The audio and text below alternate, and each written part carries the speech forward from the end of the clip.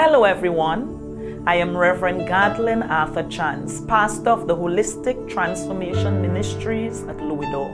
This is a branch work of the Calvary Road Deliverance Tabernacle under the umbrella of the Pentecostal Assemblies of the West Indies. I am also a special education teacher, having taught for 34 years of my life. Bridging the Gaps will be aired on the Tobago Inspirational Network every Saturday at 8 p.m. The program is expected to keep you at the edge of your seat. Join us as we deal with issues relating to the stages of early childhood to adolescence.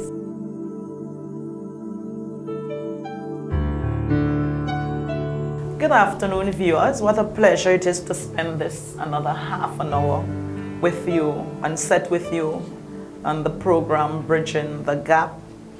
I am here with another beautiful young lady. Somehow I feel when we spend time with young people, we stay younger. So I am always trying my best to be with young people so that I could look younger as I age. When we sit and converse openly, not when we fight or strive to look like them or to be like them. Although I don't look much different from my my guest today. Do I, Safi? No. You see, open communication that is non-judgmental, it breeds trust, and that's what we are striving to achieve on this program. We want to bridge the gap with generations. We want to be able to sit with the youth and talk. We want to be able to play together. We want to be able to laugh together, to learn from each other, and to enjoy each other's company. That's the only way they are going to hear what we want to tell them, and we are going to hear what they want us to hear. So pleasant good evening again.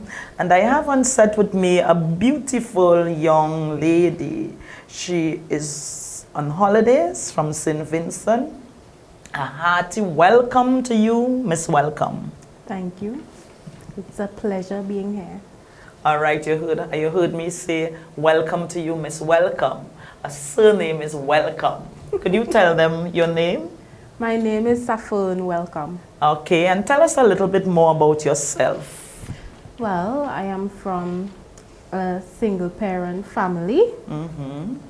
Which is not strange in society, although our cultures are different. You know, I grew up with my mom and my siblings. She has 5 children. I am the eldest of the 5. I went to primary, secondary, and college. Okay.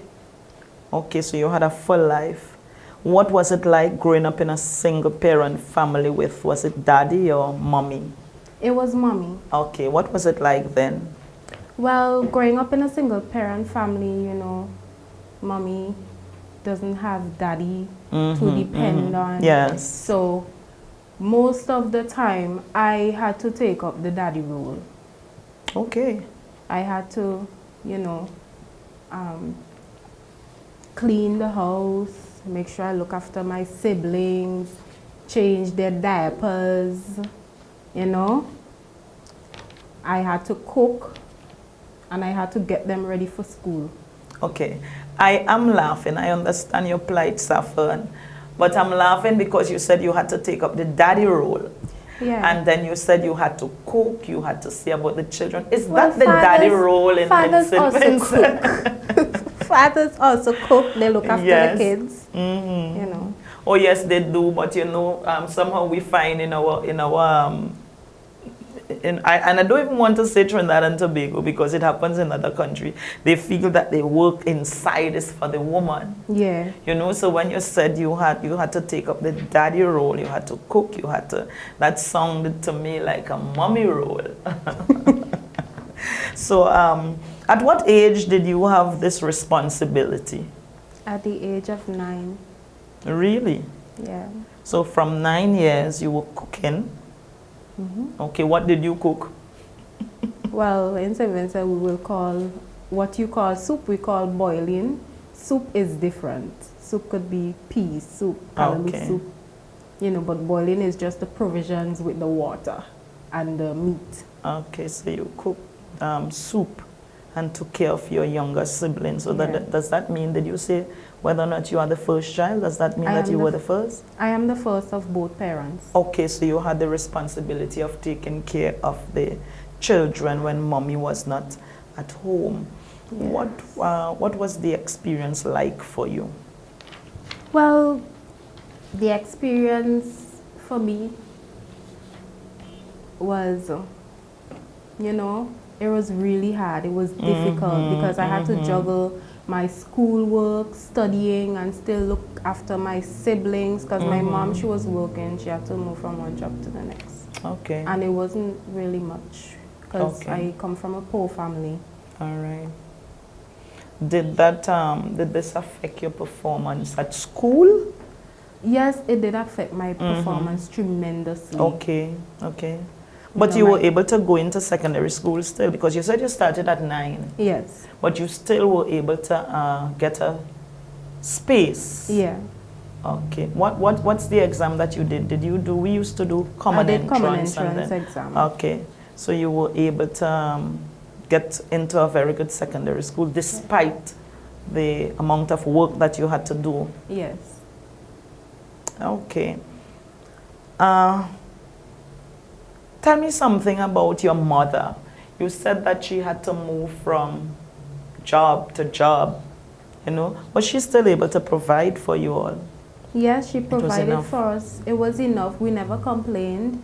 You know, whatever little she gave us, she used to just say, just satisfy with it. You know, things will be better later on. Okay. You never know what could happen. All right. How many brothers and sisters you had following you? I have 3 brothers and a sister. All right. I also have a sister on my father's side. Okay, so mommy continued to work job into job into job. Yes. Even when you moved into secondary school, you had that responsibility. During what age did you have that responsibility? All the time? From age 9 to 12. Okay, so from age 12 is when you would have probably entered secondary school. What happened then to change it? My mom migrated to Canada. All right, and you know, she migrated, and then she had to place us in different homes. I was separated from my siblings. My 2 youngest siblings, because as I said, my mom has 5 children, but the last child, he wasn't born as yet. So it was only 4 of us at the time. The 2 youngest, they were living with my grandmother along with myself, and my other brother, he was living with relatives, close relatives. Okay, so they could not take all of you. No one family could have taken all of you, so you had to separate from each other. How did that affect you all, the children? Because having been, you know, born in the home with your mother and being there, you being part of their, you know, nurturing, raising, taking care of, and then you had to separate. Did you see each other often? Well, after that? My brother, he came often for the few months, but then afterwards, I hardly saw him. Okay, so you all went, the distance apart was very wide? Yes. In terms of where you lived? The same way as I learned that Scarborough is town for Tobago, and out Louis is like the countryside. So I live like the countryside, and he lived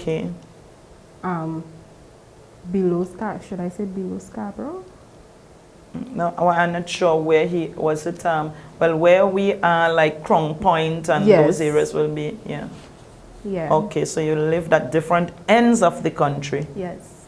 Okay. How did the separation itself, your mom having to go to Canada, how did that affect you? How did it affect your life? Well, I felt abandoned. I felt like my mother didn't love me because, you know, I went through a lot. I had to take up a lot of responsibilities when she left because I was now placed in an extended family with my grandmother, my aunt, her children, and my uncle's daughter.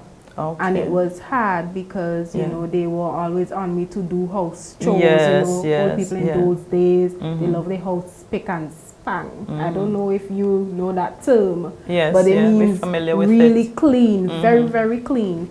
And you have to do that and still study your book, otherwise you're getting licks. is licks if you don't study. But I was an A student, so they didn't really have a problem with me. So you had, growing up, it was, how would you term it? Would you say that it was difficult? If we look at what you said, single parent family, nothing is wrong with that because people are happy within their single parent home, single parent family. You had a lot of chores to do, the family separated, mommy migrated, and you went to live with your granny. Grandmother, yes. Did I hear you say anything about? So your granny is where you lived with? My granny is where I lived with for a few months, but then after my father came and took me, and you know, it was just me and him until after 2 weeks he got married. So I was now living with my father, my stepmom, and her daughter, and life there was difficult because she abused me mentally, emotionally, physically, all of the abuse you could think of.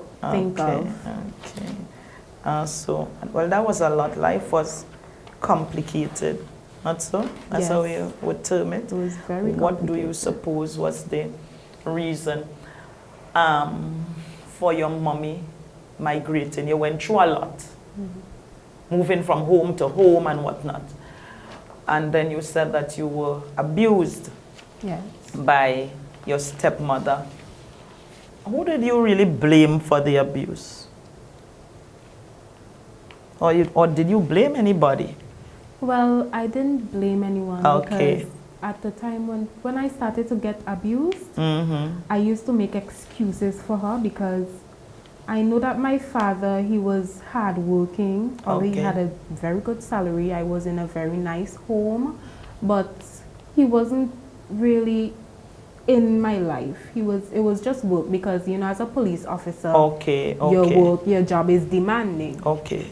So, you know, it was really, really hard. But he provided for you. Yes, he did. The material things that you needed. What do you think is the reason why mommy migrated? Well, looking back now as a young lady, you know, aspiring to become an entrepreneur, I think the reason for my mom migrating was for greener pastures and a better life. You know, because we come from a poor home. Seeing the way she moved about with men, I developed this mindset not to get involved with a man and have children for him and, you know, have to, you know. Have to have that type of life where you jump from one, Yes, I developed this mindset to, you know, get married, settle down before I have my kids because I don't want my children to go through what I went through. At the time when mommy left, looking back now, you would be able to say, because you're able to reason and rationalize better because of maturity, you're able to tell, perhaps she was looking for greener pastures, perhaps she was trying to help the children and to help herself because she was a single mother. At the time when she left, did you say how you felt? Did I ask you that? How did you feel? Because you would not have had this concept that you have now. Yeah, I felt abandoned. I felt alone. You know, I felt that, you know, I had no one to depend on, no one to talk to. Although my aunt, she was very helpful with me educationally wise, because any homework I had, she used to help me. You know, and I wasn't a difficult child. I wouldn't say I was a difficult child. You think they would say the same thing about Yes, they would say the same thing because I remember before my mom had my other siblings, my father and her used to fight to see who would have me for the weekend. So I know I wasn't difficult. Even in secondary school, they had to fight because after I was living with my father, my mom came back from Canada after I was being abused by my stepmom. She, you know, she couldn't take what, her, you know, being up there. She didn't want us to go through all of that, so she came back for us. And when she took me from my father, you know, he was upset that I had to leave him. There is something that you mentioned a while ago. You said that you looked at your mother's life Yes. She had children with different men. And you said that you looked at her life and you always told yourself that you did not want to have children out of marriage and that kind of thing. I'm wondering if the viewers are hearing, because Saffron was raised in a single parent family and her mother had to do certain things to survive. One of the things that happened in her mother's life is that she had a number of children, not many, about 5 of them, yes, but with different men. That did not affect Saffron negatively. In fact, what Saffron did was to look at that negative lifestyle and decided that I am never going to be like that. Yeah. Because she was able to see the effects of it on her mother. And I want to commend you. I want to commend you for that, and I want to, just to let the viewers know, and they may be those who were raised in single-parent families as well and had similar experiences, or it may have been different experiences. You do not have to be what your parents were, especially if it's negative. Many people say, well, my mother was like that, so this is what I have to do, or my father was like that. No, it doesn't have to be that. We are individuals before God. And because we are individuals before God with our divine destinies, we do not have to follow the negative. We learn from the experience and make a complete detour, a complete turnaround, okay, to make sure that we fulfill our destinies. Saffron, you've been through a lot. But you still went to secondary school, you said. And yes, you said that you were a student. Despite what you had been through, you made it to secondary school, having to look after your siblings from 9. Mommy left home, you were with daddy, you were abused. What was your secondary school experience like? Well, because I was different. I mentioned already that my mindset was to get a good job, get married and settle down, because I didn't want to live the same life as my mother. Despite I do love my mother, but because of circumstances beyond her control, she had to be dependent upon, men. But my mindset was to go to school, study my work, get a good job, despite of the experiences that I have or had in this case, and come out with flying colors, make my parents proud. Okay. I did not follow bad company because the mindset I had to achieve something, I knew that was wrong, so it was a no in my path. All right. I didn't follow my peers, so in that case I was picked on a lot. All right. Called a lot of names. All right. But you came through that? Well, with God, did they call it bullying then? Yes, they did call it bullying. All right. But you're such a beautiful young lady with so many skills, so many talents, I know you came through that smoothly despite, despite what you've been through. So you were able to be certified and all that from secondary school? Yes. Okay. And what benefit was that to you? Well, it wasn't beneficial, truthfully. It has a lot of young people now in St. Vincent that are very qualified with, bachelor's degree and a lot of honors, and still cannot land a job. Okay. No, I don't want us to say that it wasn't beneficial, because what you have in your head, nobody can take that out of your head. That is true. That's something that you will always have. Yes. And you're a very young girl. It's not the end of the world. So God is going to set you up somewhere, somehow. Yes, so but that the society in St. Vincent, it is very hard for a young lady like myself. You can say I'm very beautiful. I'm proud to my parents and to God for that, blessing me with this beauty. But in St. Vincent, it is very hard because of men in the society. They tend to take advantage of the young women because of their high position jobs. I do not know if that is the same here, but in my country, because of the political, because of political status and so on, you know, you have to get pull strings to get a job. Okay. Even if the job doesn't pay well, you still have to get a pull string. Okay. So are you saying that the unemployment rate is extremely high? It is very among high. women then? Yes. Okay, so very high. Mainly the men are involved in Yes. Okay. We may have some of it here, but we don't, I don't know how much.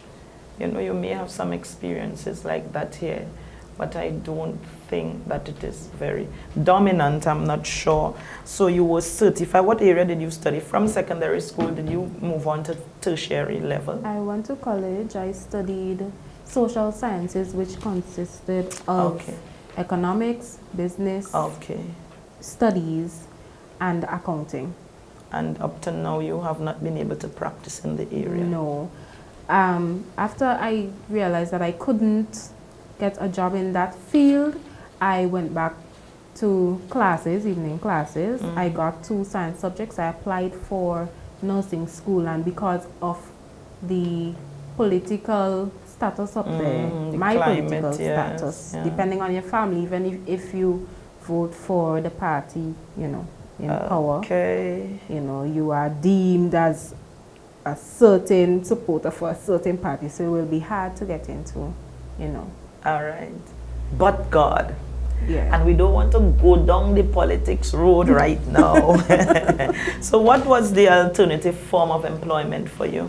Well, my friend introduced me to this, this company called Amway. Okay, I know that. I sold products, various types of products, personal care, household items, makeup, cosmetics. One thing I noticed about you when you were speaking a while ago, you said, I'm a beautiful person, and that's a plus. Confidence, self-confidence. You're not afraid to fail, nor are you afraid to fight. No. Perhaps that's a thing with the Vincentian women. I like that. And even if you were not able to practice in your area, you found an alternative. You don't stop because there's a blockage. When there is a blockage, it gives you the opportunity to make a turn. So if you're blocked here, you try there. And by looking at you, I could see that you're really good with the makeup, the makeup business that you spoke about a while ago. I want you to tell me something.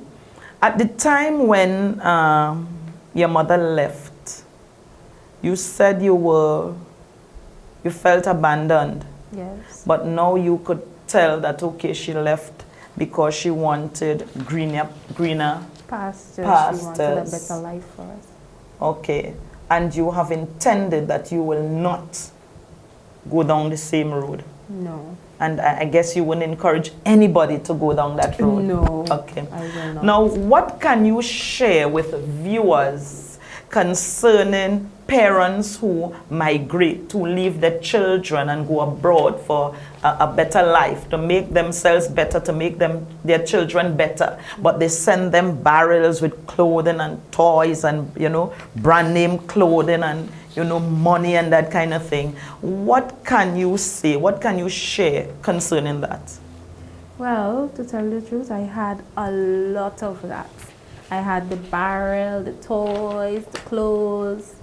Well, don't talk about brand name and all of that, but, that does not matter. You are needed in your children's lives. I needed my mother because after she migrated, I got abused sexually. Okay. But I fought my way out of that, and Resilience. I pulled through. And because of that, the man resisted. Okay. So, I really thank my cousins for their input into my life also, because without them, I don't think I would have been the young lady I am today. Because of their Christian values, their belief in God.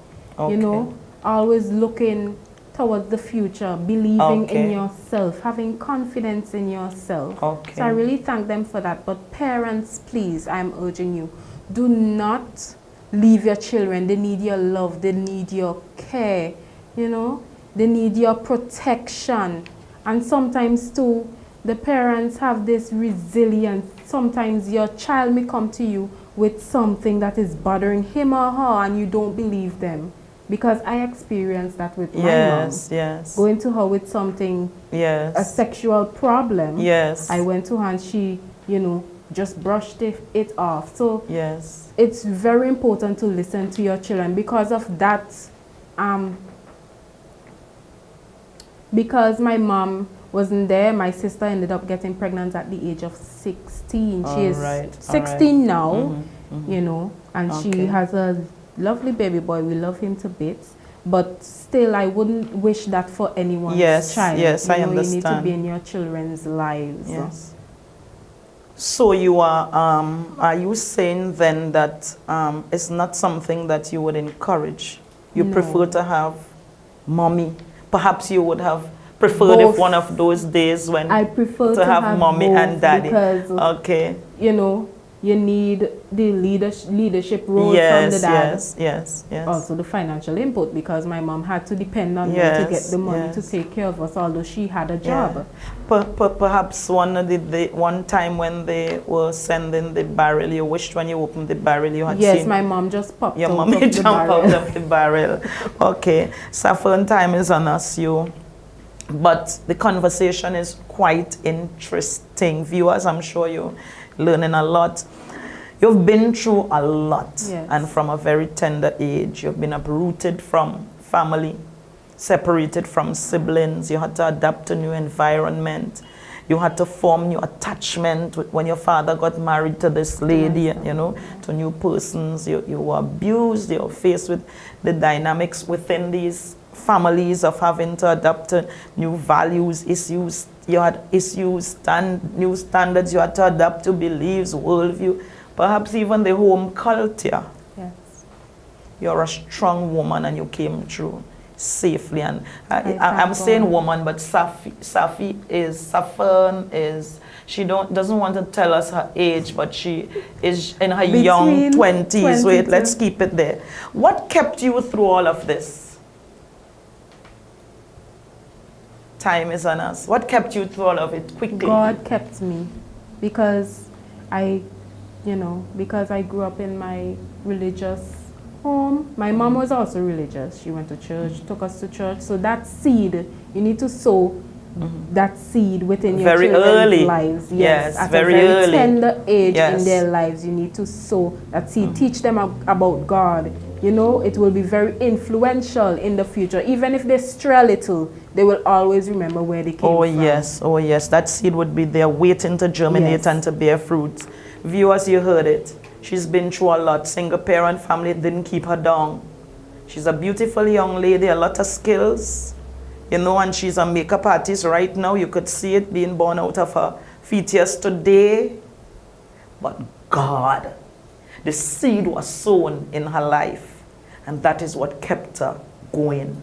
That is what gave her the confidence that despite what she went through, she could make it. And today she's standing until she's able to travel to another country to have a holiday and to encourage other youths to keep the faith.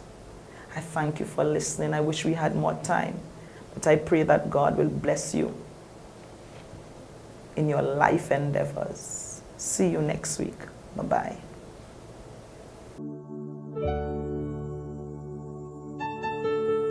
Hello everyone. I am Reverend Gartlyn Arthur Chance, pastor of the Holistic Transformation Ministries at Louisville.